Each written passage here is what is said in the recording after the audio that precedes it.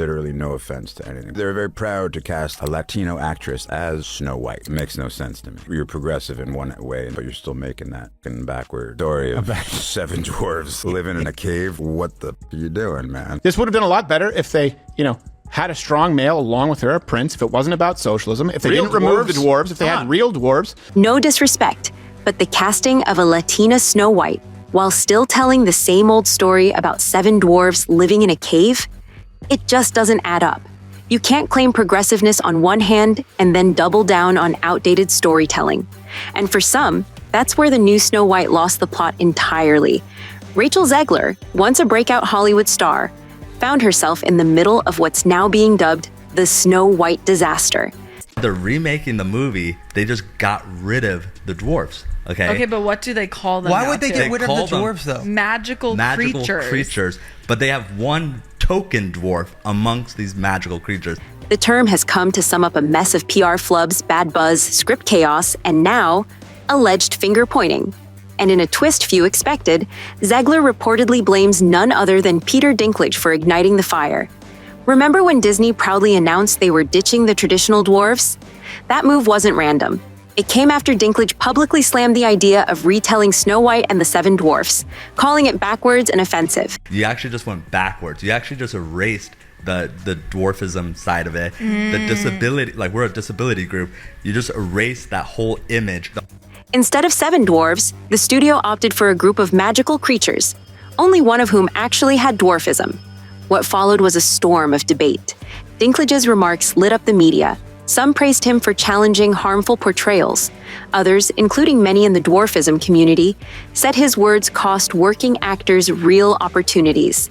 Dylan Hornswoggle Postel, for example. Argument should have been from Peter Dinklage. There's power of being on TV, there's power of television, and to put 7 people with dwarfism on camera in a major Disney movie, there's still power there. Openly accused Dinklage of taking jobs away from little people while supposedly speaking on their behalf. And stuck right in the middle of all this, Rachel Zegler. She stayed silent as the controversy grew, which led to speculation. Was she being silenced by Disney PR? Was she frustrated behind the scenes? Insiders say yes. As the project spiraled, rewrites, internal clashes, conflicting visions, Zegler was left trying to hold together a movie whose foundation was already cracking. By the time test screenings began, it was clear something was off. Audiences reported a confused tone, jarring shifts between modern messaging and nostalgic Disney magic, and characters that felt more like statements than people. The film was trying to do too much and doing none of it well.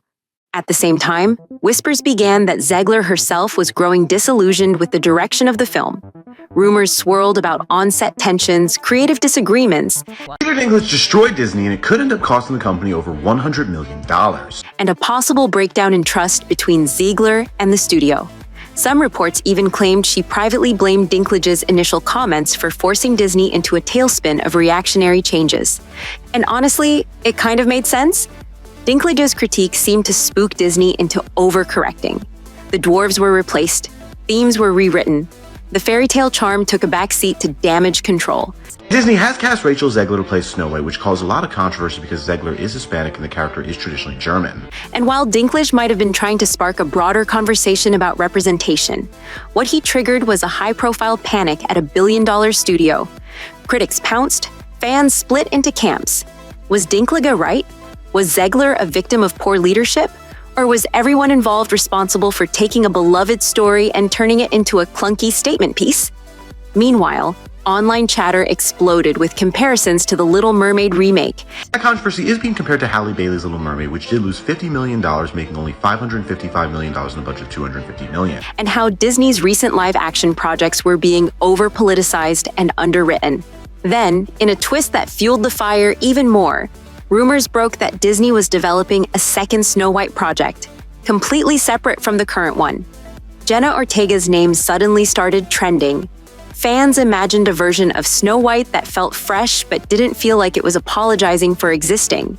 Peter Dinklage comes into this as when Rachel Zegler was cast, he laughed at Disney saying it's fake progressivism. The reason being that Peter Dinklage, who does have achondroplasia, finds the depiction of the 7 dwarfs very offensive. A version that could modernize a classic without losing its magic. As the speculation grew, the narrative shifted. More people began asking, did Rachel Zegler get set up to fail? Was the weight of a messy, reactionary production unfairly dumped on her shoulders? Or did her own public comments about the outdated nature of the original film? Peter Dinklage said that Disney casting Rachel Zegler is their way to feel good about themselves while ignoring a much bigger problem. Fuel the backlash that followed. In the middle of all this, Peter Dinklage stayed quiet. No follow-up, no clarification, nothing. And that silence only added to the intrigue. Did he know the storm he kicked off? Did he regret the fallout? Or was he watching Disney scramble from a distance, untouched and unbothered? Peter Dinklage was criticized by some actors with similar conditions, like Dylan Postl said Peter Dinklage was being selfish and that community needs more work. When the movie finally hit theaters, it flopped. Reviews pointed to all the issues test audiences flagged: uneven tone, unclear messaging, and a central performance that felt like it was fighting the script. Zegler got both praise and blame. Some called her the film's saving grace. Others said she was miscast from the start. Through it all, there's now an effort in Hollywood to not cast little people and instead do things like cast Hugh Grant as an Oompa Loompa. The rumor that she blamed Dinklage for the chaos just wouldn't die. Even if no official statement confirmed it, the idea stuck. People saw her as the face of a flawed film and him as the spark that derailed it. For Disney, the damage was done. Rachel Zegler is supposed to play Snow White. She's Latina. It says, literally no offense to anyone, but I was a little taken aback that they were very proud to cast a Latina actress as Snow White, but you're still telling the story of Snow White and the Seven Dwarfs. Internally, some insiders said execs were split on whether to continue defending the movie or quietly move on. The marketing pivoted hard to focus on empowerment and diversity, but audiences weren't buying it. The phrase Snow White disaster had become cemented in media headlines and fan debates. And that's the real legacy here. It wasn't just a box office disappointment. Take a step back and look at what you're doing there. It makes no sense to me. You're progressive in one way, but then you're still making that backwards story about 7 dwarves living in a cave together. What the fuck are you doing, man? Have I done nothing to advance the cause of... I mean, there's the easy joke of, well, we didn't see you on the soapbox, Peter. It's true. But it's this weird thing where he's saying, like, oh, it's bad that we're still doing Snow White and the Seven Dwarfs, so he doesn't necessarily want that. But as little people actors, it's like, well, we kind of want to work. We kind of want... Argument should have been from Peter Dinklage. There's power of being on TV. There's power of television. And to put 7 people with dwarfism on camera in a major Disney movie, there's still power there. That part, and if that's what's available, then that's what we'd like to do. But at the same time, I get what he's saying, because... yeah, people are like, well, was it that bad? I go, yeah, because at the time, dwarves really didn't have any representation. It was a warning, a case study in how not to rework a classic. Too many competing agendas, too much fear of backlash, too little focus on making a good movie. Zegler may have been caught in the middle, but once the blame game began, everyone involved had questions to answer. So now the internet keeps asking, did Peter Dinklage break Snow White? Or did Disney try too hard to please everyone and end up pleasing no one? What do you think? Drop your thoughts below, hit like, and subscribe. This conversation is far from over.